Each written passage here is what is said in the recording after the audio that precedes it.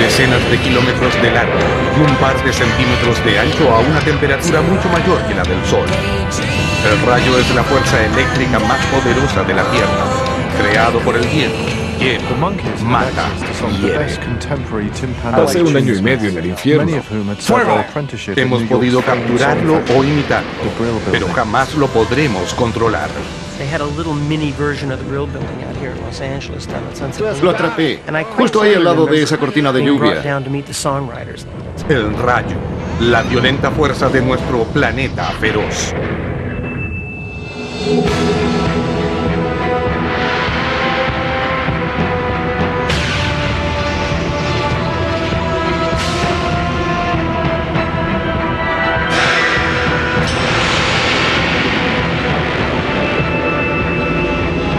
Planeta feroz.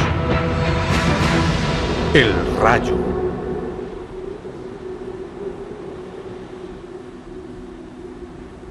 La belleza de las nubes, majestuosa, tranquila, engañosa.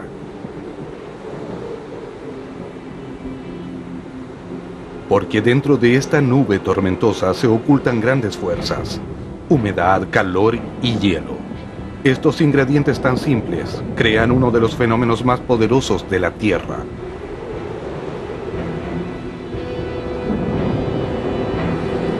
El rayo.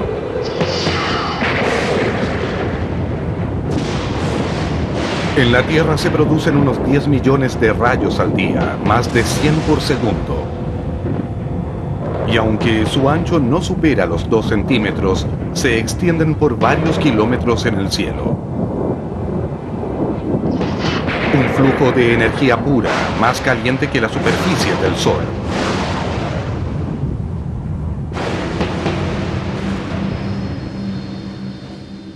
En cada momento, por lo menos 2000 tormentas eléctricas azotan nuestro planeta. Los rayos están en todas partes. Una fuerza natural increíblemente poderosa que, a pesar de 200 años de investigaciones, sigue siendo un misterio sin resolver.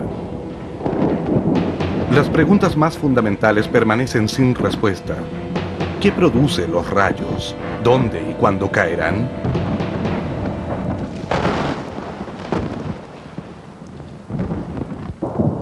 He oído que un solo rayo puede alcanzar hasta 20 millones de voltios y alrededor de 28.000 grados centígrados. Su energía es enorme, realmente inmensa, y yo sobreviví a ella. En los Estados Unidos de América, los rayos matan a más de 100 personas al año y dejan heridas a otras 500. A nivel mundial, la cifra total de muertos suman miles. Pero las víctimas no siempre se encuentran debajo de la tormenta eléctrica. Los rayos pueden surgir literalmente de la nada.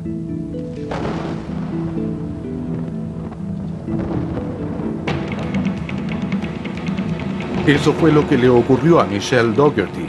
Un rayo la golpeó mientras se divertía en un despejado día de verano. Estaba precioso, caluroso y soleado, y habíamos alquilado 2 motos acuáticas por 1 hora. Ya casi había pasado la hora cuando ocurrió el accidente. Estábamos jugando en las motos acuáticas y durante un rato escuchamos un tronar distante y muy débil.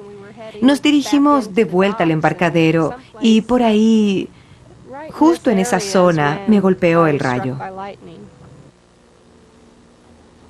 Nunca pasó por encima de nuestras cabezas. Venía de detrás de los árboles. He oído que eso es lo que llaman un rayo en arco, cuando viaja horizontalmente por delante de la tormenta a unos 15 kilómetros hasta hacer contacto. Y yo y la moto acuática éramos el blanco.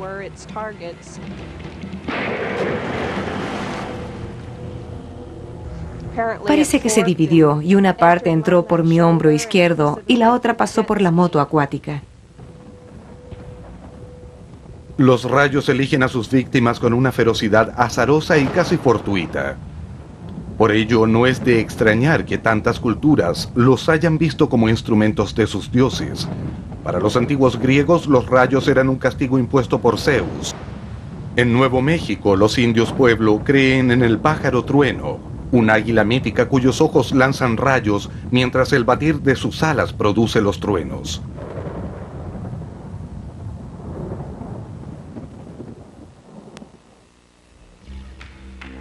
En el norte de Australia, los aborígenes han convivido con los rayos desde tiempos inmemoriales. Todos los años, entre noviembre y enero, sus tierras son azotadas por las tormentas eléctricas más poderosas e impresionantes del mundo.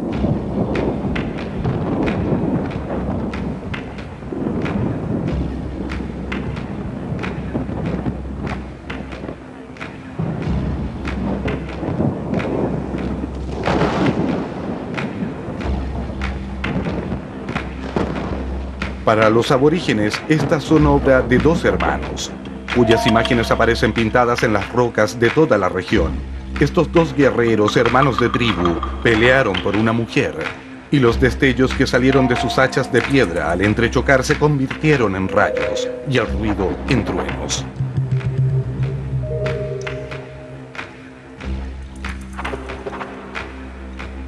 En otra historia, el hermano vencedor tuvo muchos hijos, hileras de pequeños rayos que esperaban ser liberados.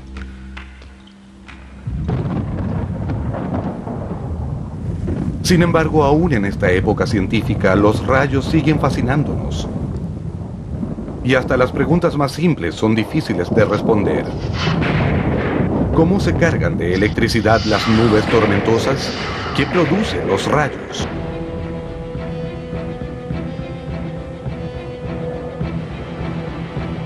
Las tormentas eléctricas son agua y calor.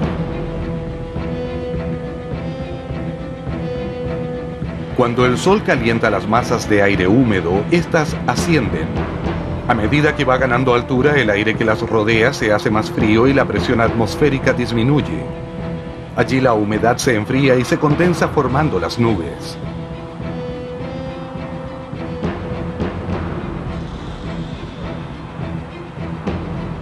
Así surgen las nubes, pero aún falta para que se produzcan los rayos. Bajo las condiciones adecuadas, con agua y calor suficientes para echar a andar el sistema, las pequeñas nubes crecen y se unen para formar nubes más grandes, que siguen subiendo.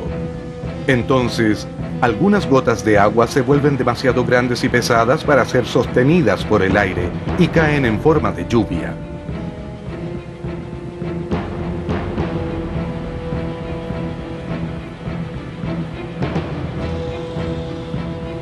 No obstante, las fuertes corrientes de convección siguen elevando las gotas más pequeñas, y en la zona más alta y fría de la nube, estas se congelan formando diminutos cristales de hielo. En la parte superior de la nube, que puede llegar a unos 20 kilómetros de altura, los cristales se distribuyen horizontalmente como un yunque aplanado, forma típica de la nube de tormenta.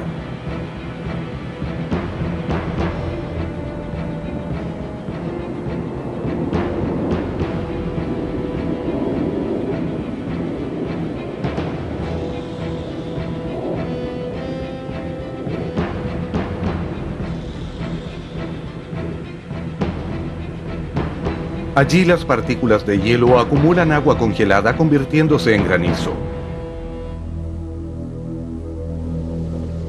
Al caer a través de la nube, el granizo choca con las diminutas partículas ascendentes, provocando millones de minúsculas colisiones. Cada colisión desprende un electrón de los cristales de hielo en ascenso, cargándolos positivamente, mientras que el granizo se carga negativamente. De manera progresiva, la nube entera queda electrificada como una batería gigante, positiva en la parte superior y negativa en la parte inferior. Y algo tiene que ocurrir.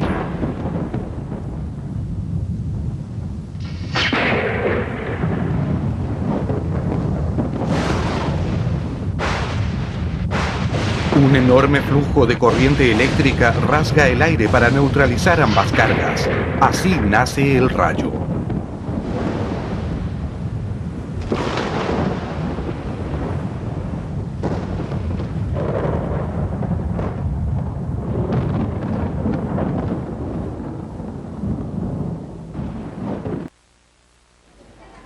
Los rayos matan a 1 de cada 6 personas a las que golpean y quienes sobreviven suelen quedar con graves secuelas. Los médicos rara vez atienden a una de estas víctimas y no reconocen los síntomas. Uno de los pocos especialistas en la materia es la doctora Mary Ann Cooper. Hola, soy la doctora Cooper. ¿Qué le pasó?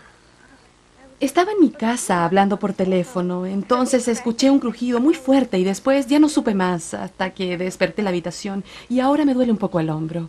¿El hombro solamente? Sí, este hombro y el oído también me duele un poquito. Lo que pasa es que no me siento bien. Cuando hablamos de un rayo, hablamos de una cantidad enorme de energía. Los rayos de jardín probablemente tengan entre 10 y 30 millones de voltios y entre 10 y 30 o 50 mil amperes. La mayor parte de esa energía en realidad no pasa a través de la persona. ¿La botó de la silla? Sí, me lanzó lejos, me botó de la silla y caí al suelo. ¿Hasta dónde sabemos cuando un rayo golpea a una persona? Lo que ocurre es que mientras va descendiendo por el aire, ve a la persona como una resistencia distinta, como un objeto de otro tipo, y pasa a través de ella en una fracción de segundo y luego estalla sobre el exterior. Casi explota en el exterior. Así que es probable que la mayor parte de la energía pase alrededor de la persona más que a través de ella. No me duele el estómago. Atontamiento y hormigueo. Fuera de eso no siente nada más en las piernas. Es que no me siento 100% bien, pero no es más que un hormigueo. No me duela ni me quema. Bien, nunca ha tenido sus problemas antes. Nunca. Bien. ¿Puede apretar mi mano? Hemos descubierto que en estos casos la única causa de muerte concreta es un paro cardíaco. Y esto ocurre en el momento mismo del impacto. Es muy raro que la muerte se produzca después del incidente inicial. ¿Alguna quemadura? No siento nada.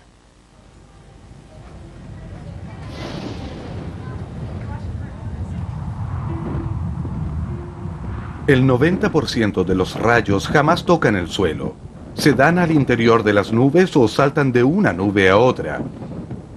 Y pueden llegar a iluminar toda la nube desde el interior.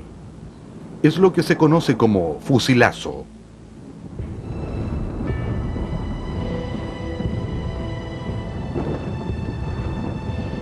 Uno de los mayores misterios de los rayos es el extraño recorrido que dibujan en el aire. Recién ahora la ciencia está empezando a entenderlo. Todo parte en la base de la nube, la zona de carga negativa.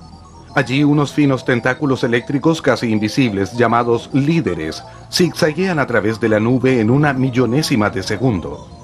Cada líder salta unos 45 metros, se detiene y vuelve a saltar bifurcándose. A veces un líder se sale de la nube y salta hacia la Tierra. A unos 90 metros del suelo, su intensa carga negativa empieza a actuar en la Tierra que se encuentra justo debajo. Los objetos puntiagudos, como briznas de pasto, agujas de pinos, ramas de los árboles y postes de metal, juntan carga eléctrica positiva y emiten rayos hacia el líder descendente. Si ambos llegan a tocarse, la nube queda conectada al suelo.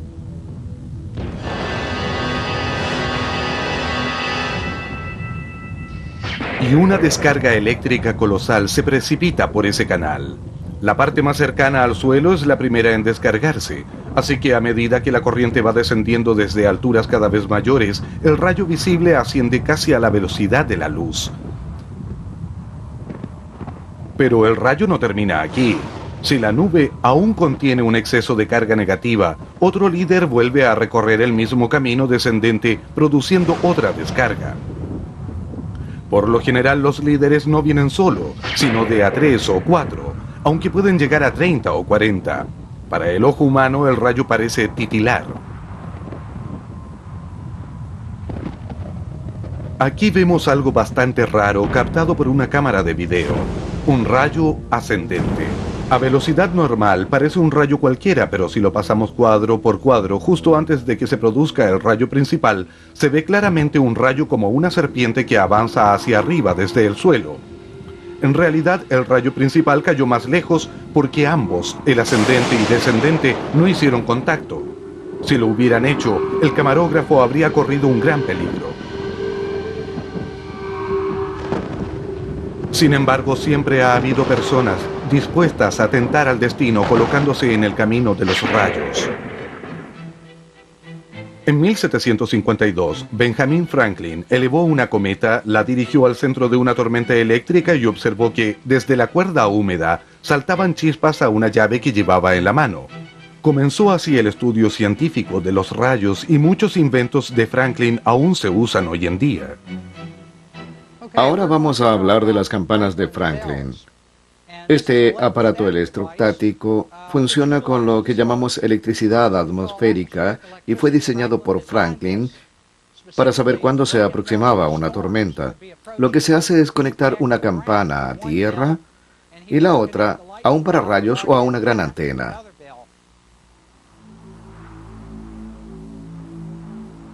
Cuando una nube de tormenta se acerca, el aire se electrifica y una de las campanas se carga. Entonces el péndulo transfiere la carga a tierra a través de la otra campana.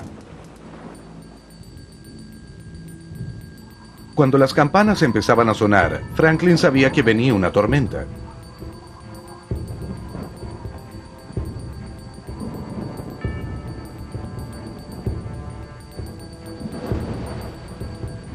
Sin embargo, si Franklin hubiera captado el verdadero poder de un rayo, quizá jamás habría elevado su cometa.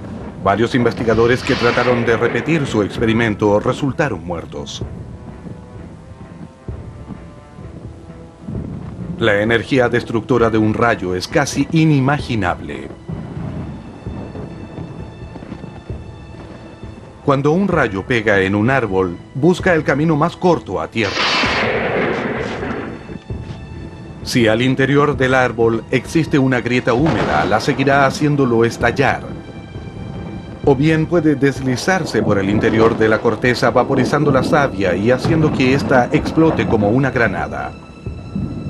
En otros casos, saltará a un costado del árbol e impactará en cualquier cosa que esté cerca.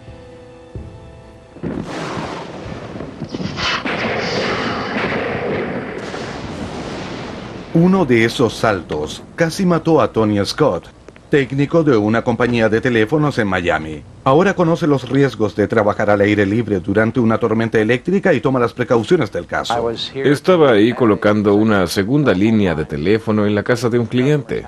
Me acababa de bajar del poste telefónico después de haber tendido la línea hasta la casa. Estaba colgando del alero del techo, ahí. Mientras cambiaba la caja, lo único que vi fue un destello. Eso es todo lo que recuerdo y recuerdo también que desperté al otro lado del jardín. El cable no estaba conectado a tierra ni nada y me dijeron que lo que había pasado era que un rayo le había dado al poste. Por suerte se dividió en ambas direcciones, pero también corrió por una línea de servicio que no estaba conectada a tierra y yo era la conexión a tierra más cercana. Cuando desperté no me podía mover, estaba paralizado y sentía la boca llena de plomo y no podía escupir porque ni siquiera podía girar la cabeza.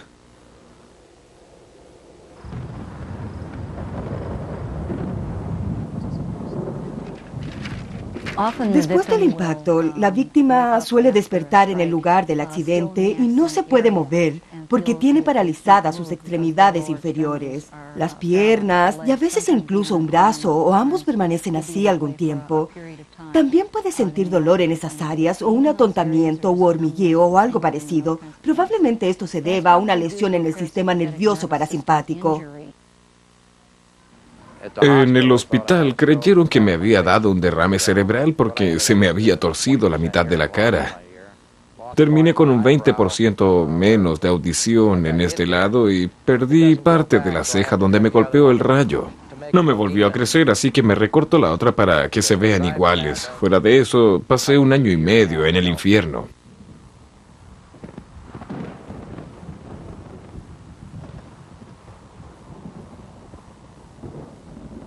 Los rayos son tan poderosos como impredecibles, así que el mayor desafío es protegerse. ¿Dónde caerán y qué medidas de protección se pueden tomar? Con el fin de responder estas preguntas, los científicos de Camp Blanding, cerca de Gainesville, Florida, aprovechan los meses de verano para desatar rayos usando algunos principios que Benjamin Franklin reconocería fácilmente. Disparan cohetes directo al corazón de las tormentas.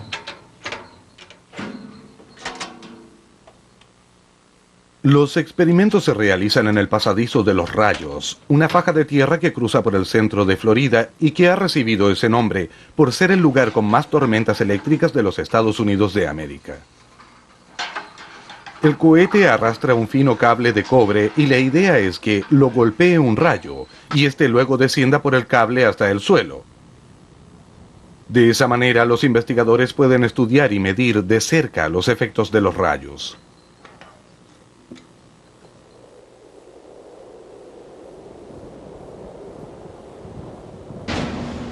Los campos comienzan a ponerse negativos. Hay que asegurarse de que los níquel A están armados. Control aquí, campo de rayo, cambio. Control. Confirme a 159 calentando. Todo está armado, encendido. En el aire armando el cohete número 1. Los campos están a -5. Van a -7. -7. Armando a -8. Lo lanzamos. 3, 2, 1, fuego.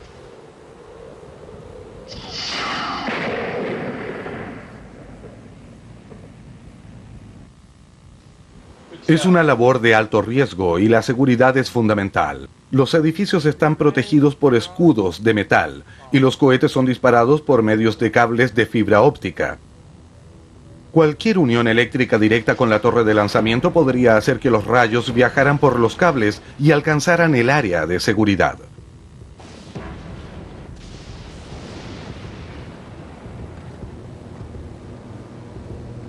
En este momento estamos usando este tipo de cohetes.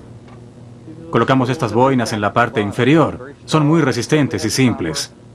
El centro de cobre sirve para la conductividad del rayo. Estos vienen de Francia y los usamos ahora porque nos parecen los más confiables. El mayor problema que tenemos con ellos es que funcionan con pólvora negra. El motor lleva 900 gramos de pólvora a presión, de modo que son muy peligrosos y al menor descuido pueden entrar en combustión. Este es el otro modelo que estamos usando y es mucho más conveniente porque está provisto de un paracaídas, de modo que se pueden recuperar. Es reciclable. Así son antes del disparo. Y así quedan después. El objetivo principal de esta investigación es probar los cables y las máquinas utilizadas en la industria de la energía eléctrica. Los cortes de energía suelen ser provocados por los rayos que caen en las grandes instalaciones al aire libre. Los investigadores miden las colosales descargas de corriente producidas por estos rayos y así elaboran nuevos y mejores sistemas a prueba de rayos. Pero el crear rayos requiere experiencia y habilidad, y hay que sincronizar muy bien el lanzamiento. Cuando la carga negativa de la nube aumenta, los sensores miden el campo positivo del suelo. Recién cuando este campo alcanza el nivel crítico, se procede a lanzar el cohete. Y aún entonces, no siempre tienen éxito. Alrededor del 70% de los lanzamientos producen rayos. A veces el resultado es mucho mejor de lo esperado y el rayo resultante es mucho más potente que los rayos naturales.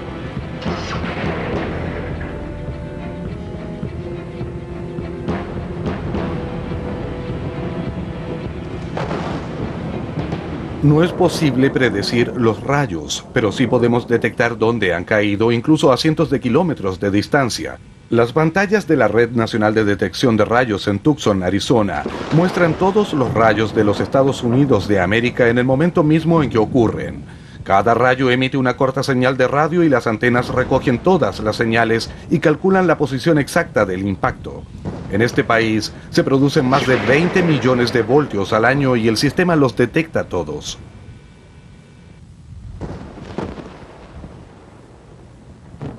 Para cazar las tormentas eléctricas, Gunnar Blank usa un detector de radio parecido pero portátil. Esta va a estar buena. Esta tormenta está dando unos rayos fantásticos. Gunnar es camarógrafo y ha grabado la mayor parte de los rayos que hemos visto. Hay algo entre 5 y 12 kilómetros más allá. Su detector no puede señalar las posiciones de todos los rayos, pero sí muestra la distancia. Otro de 12 a 25.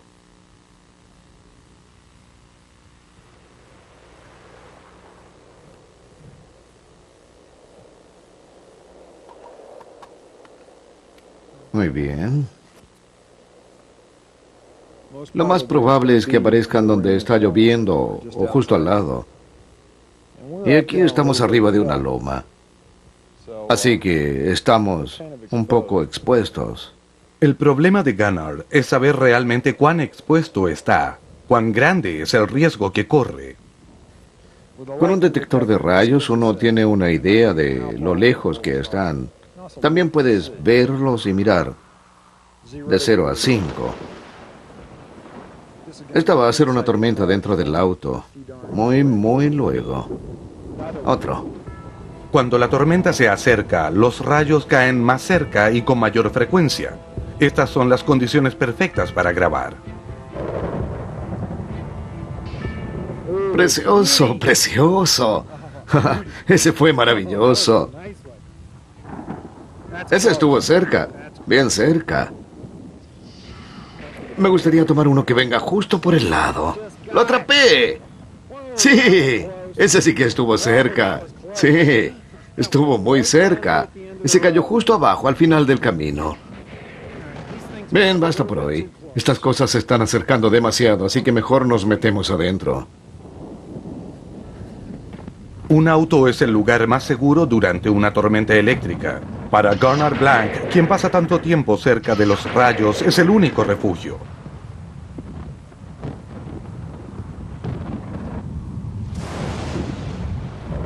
La mayoría de las personas cree que los autos son seguros porque tienen neumáticos de goma, pero no es por eso. En este laboratorio del Reino Unido se realizan experimentos para determinar realmente por qué un auto es un muy buen refugio.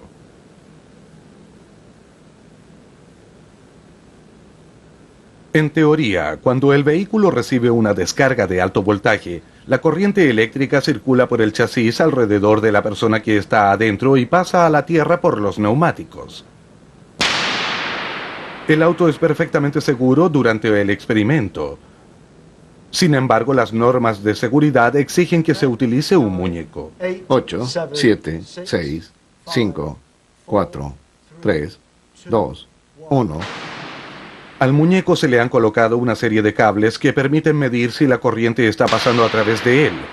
El auto recibe repetidas descargas de 2 millones de voltios, pero nunca llegan al muñeco.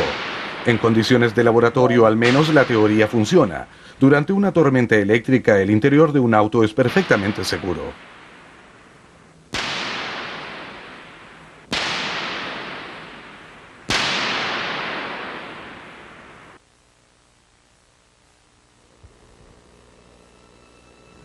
El hombre de la orilla que se había acercado a ayudar dijo que yo ya había pasado la etapa azul. Había varias personas paradas a su alrededor diciéndole que me dejara, que ya estaba muerta. Y él no quiso detenerse, dijo, yo no voy a parar. Y siguió ahí hasta que llegaron los paramédicos y se hicieron cargo. A ellos les tomó otros 4 minutos hacerme recuperar los signos vitales. Durante el primer año después del accidente tenía muchos problemas de memoria de corto plazo. A veces le repetía una misma pregunta a mi marido 6 veces, la misma en 10 minutos. Y no me acordaba que ya se la había hecho. Ese mismo año del accidente, incluso fuimos a casa para Navidad. Y no me acuerdo de haber estado en California en esa época.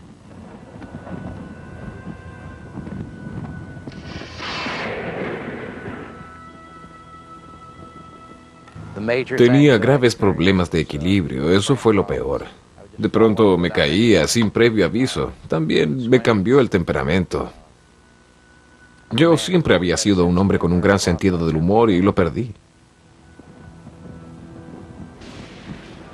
Es como si uno le diera un golpe de corriente eléctrica a un computador. La parte externa se ve bien y probablemente si uno le saca la cubierta, el interior del computador también se vería bien, pero el software no funciona. Lo mismo ocurre con las personas. Es muy común, a todos les falla la memoria de corto plazo, especialmente la codificación de la información. Pueden sostener una conversación perfectamente normal conmigo en la sala de emergencia y cuando los vuelvo a ver al día siguiente, ni siquiera se acuerdan que estuvimos conversando.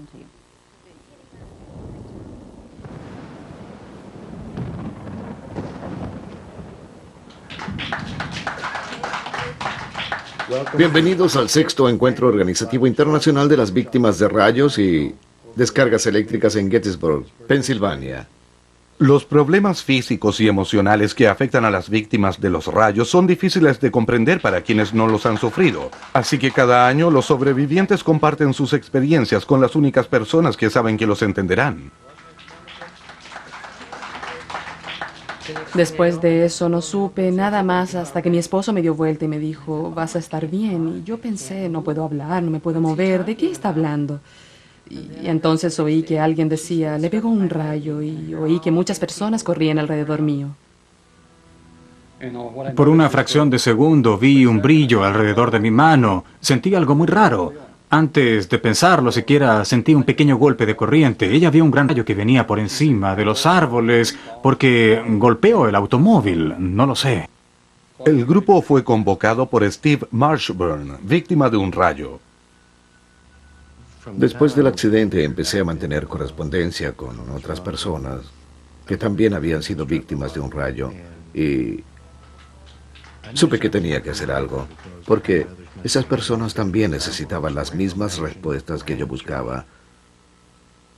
He aprendido a vivir con las posibilidades que tengo ahora. Disfruto la vida día a día.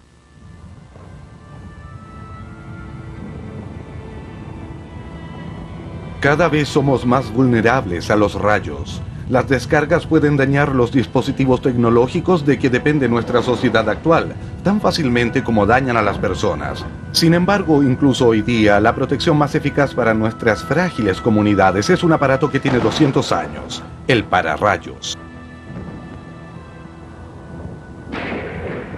El pararrayos debe tener la fuerza suficiente para resistir el enorme voltaje y corriente de una descarga.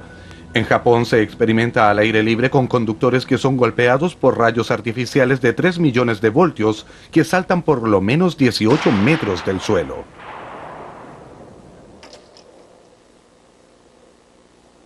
A través de esta cinta conductora de electricidad, la descarga eléctrica es conducida lejos del ladrillo sin causar daños. En la parte inferior derecha de la imagen se puede ver dónde el rayo artificial forma un arco voltaico con el suelo lejos del ladrillo. Sin el conductor el efecto podría ser devastador.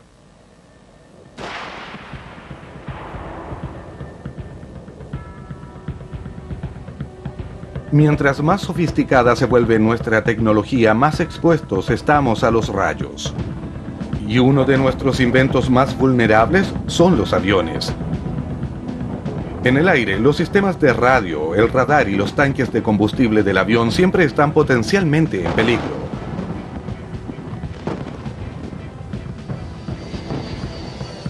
En la década de 1980, la NASA hizo que este avión de combate volara a través de varias tormentas eléctricas. Querían saber si los aviones eran seguros e hicieron que los rayos lo golpearan. Y obtuvieron buenos resultados. Hoy en día, los fuselajes metálicos de todos los aviones han sido cuidadosamente diseñados para conducir los rayos por la parte externa de la máquina sin causar ningún daño. Pero en un aparato tan sofisticado como esta nave espacial, esas simples medidas no son suficientes. Vamos a partir. 5, 4, 3, 2, 1... Encender motores. Despegue del Atlantis en una misión del estudio del planeta Tierra. Una nave espacial es una combinación multimillonaria de combustible altamente explosivo y delicados circuitos. El impacto directo de un rayo podría destruir fácilmente algunos de los millones de circuitos eléctricos de la nave. El sistema de protección antirrayos de la nave debe ser el más complejo y avanzado del mundo. Tiene que serlo. La zona de despegue de Florida está situada justo en medio del pasadizo de los rayos y la torre de lanzamiento es el objeto más alto en varios kilómetros a la redonda. Es fundamental detectar cualquier tormenta eléctrica que pueda poner en peligro la nave espacial para poder protegerla.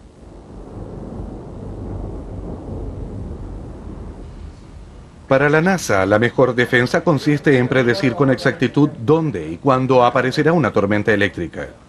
En la base de la Fuerza Aérea en Cabo Cañaveral, un grupo de especialistas en fenómenos atmosféricos estudia las tormentas las 24 horas del día.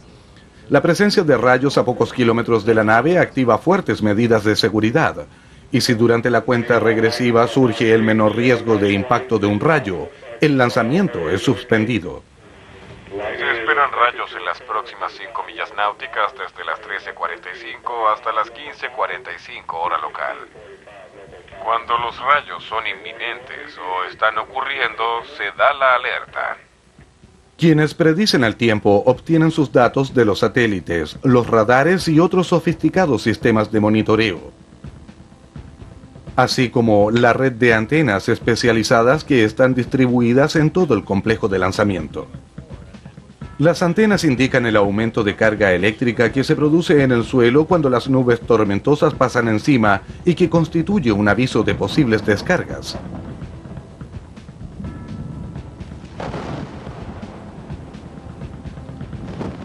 Sin embargo, es inevitable que la nave o la torre de lanzamientos no sean alcanzadas por un rayo, como muestra esta grabación de una cámara de seguridad de la NASA.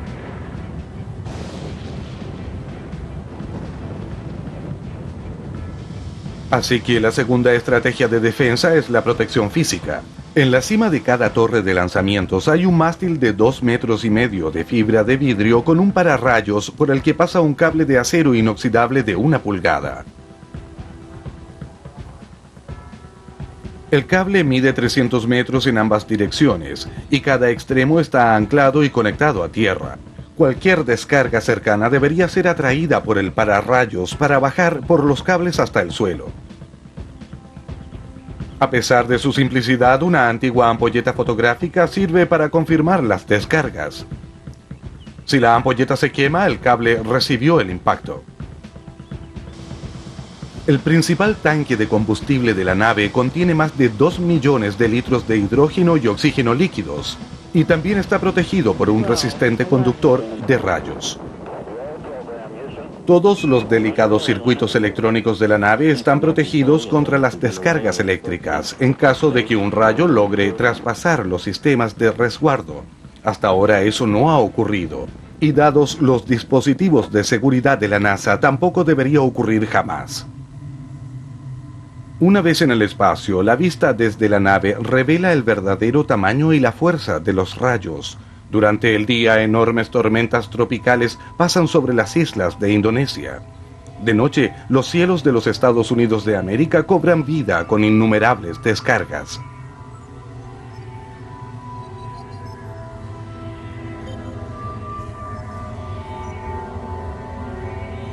En nuestro planeta se producen 6.000 relámpagos por minuto y cada uno de ellos emite una corta señal de radio. En una determinada frecuencia es posible escuchar las señales provenientes del mundo entero. Si uno capta la señal, puede escuchar la música de los rayos.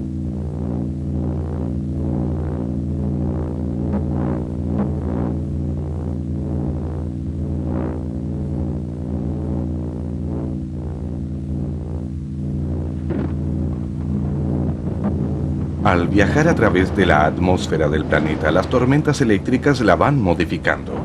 Ahora sabemos que los rayos tienen una función muy importante en la mantención de la vida. Este avión forma parte de un complejo programa de investigación científica en Colorado, concebido para analizar los efectos de los rayos en la atmósfera. Provisto de un sistema de succión que hace entrar el aire en los instrumentos de medición, el avión vuela a poca distancia de las tormentas eléctricas y a veces incluso debajo de ellas. Esto les permite a los investigadores analizar luego la forma en que los rayos alteran la química del aire.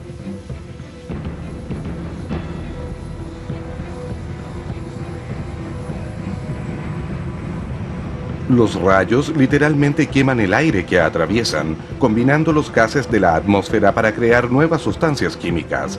Una de estas son los nitratos, esenciales para el crecimiento de las plantas, los cuales son disueltos por la lluvia y se precipitan a la tierra. Es posible que los rayos hayan creado más de la mitad de todos los nitratos del planeta. Además, los rayos producen ozono. Gracias a la convección de las tormentas eléctricas, este asciende a la estratosfera, donde se suma a la capa de ozono que nos protege de los mortales rayos ultravioleta del Sol. Con cada vuelo, los científicos descubren de qué forma los rayos contribuyen en el complejo equilibrio de la naturaleza.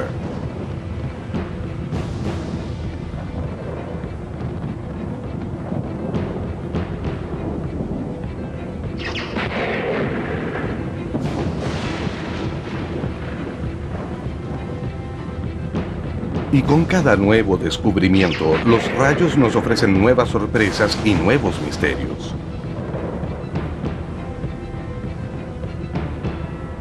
Durante años, los pilotos que realizaban vuelos nocturnos informaron de ciertos destellos de luz enormes, pero muy débiles, que ascendían por el cielo desde la parte superior de las tormentas. Eran tan rápidos y tenues que casi no se veían. Al carecer de una explicación física para estas luces, los científicos prefirieron hacer caso omiso de las historias.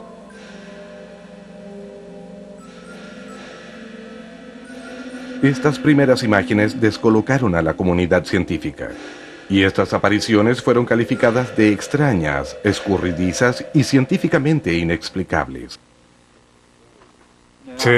Hoy en día, en todo el mundo se realizan proyectos que intentan determinar la naturaleza exacta de estas misteriosas descargas eléctricas. Justo en medio del pasadizo de En la desaparecidos. cima de una montaña en Wyoming se ubica esta estación de investigaciones. Allí se desarrolló un proyecto que utiliza equipos de video de alta sensibilidad Aún lumínica. las nubes se están disipando. Se van a disipar completamente esta Las noche. apariciones son inmensas. Si hablamos de que la parte superior de la tormenta se encuentra a 20 kilómetros de altura, entonces pueden llegar a 100 kilómetros por encima de eso.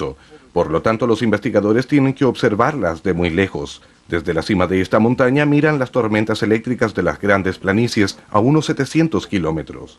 Esperemos lo mejor. Aún podemos cambiar si es que... Ya aparecieron, están justo en la intersección de Wyoming con Dakota del Sur y Nebraska, y podemos ver los rayos. El secreto del éxito está en elegir bien la mejor tormenta para observarla y dirigir las cámaras exactamente en la dirección correcta. Luego hay que esperar la noche. Las apariciones solo se ven de noche y con cámaras ultrasensibles. El ojo humano puede llegar a atisbarlas, pero de manera demasiado vaga y breve para que esa observación sea útil. Estas imágenes de un extraño color fueron tomadas desde un avión y muestran que las apariciones son rojas y que pueden llegar a alcanzar un volumen de hasta 4 millones de metros cúbicos. Pero su origen es un misterio. Siempre aparecen inmediatamente después y justo encima de un rayo común y corriente, pero no todos los rayos producen apariciones. Ya estamos listos para las apariciones. Que empiece la función. Las últimas teorías postulan que su origen se encontraría en unas raras descargas positivas, unos rayos que se abren paso hasta el suelo desde la parte más alta de la nube.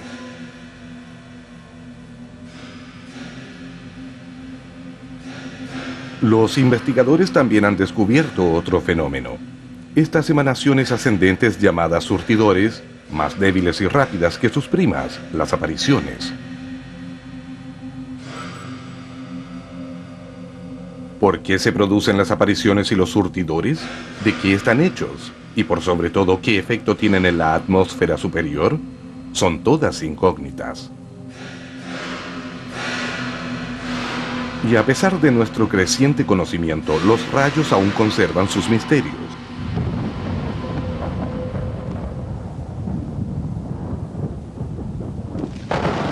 Hasta el día de hoy, cuando empiezan los rayos, me pongo a temblar. Trato de no asustarme, los respeto, pero si están demasiado cerca y son muy fuertes, busco dónde refugiarme.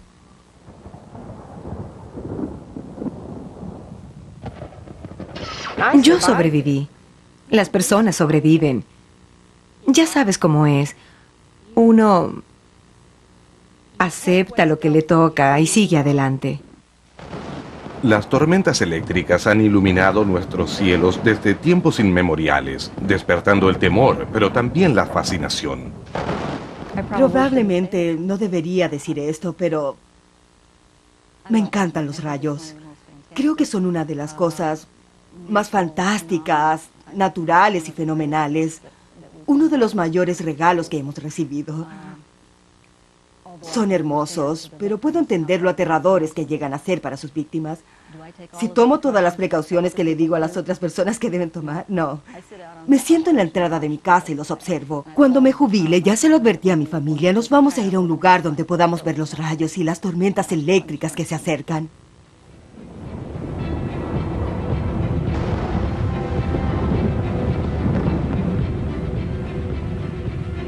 De 5 a 12. Bueno, vamos a tener que esperar. Creo que todavía nos puede dar un poco más. Los rayos, hermosos, intensos, letales. A pesar del terrible peligro que entrañan y de su enorme fuerza devastadora, siempre habrá quienes estén dispuestos a desafiar el impresionante poderío de nuestro planeta feroz.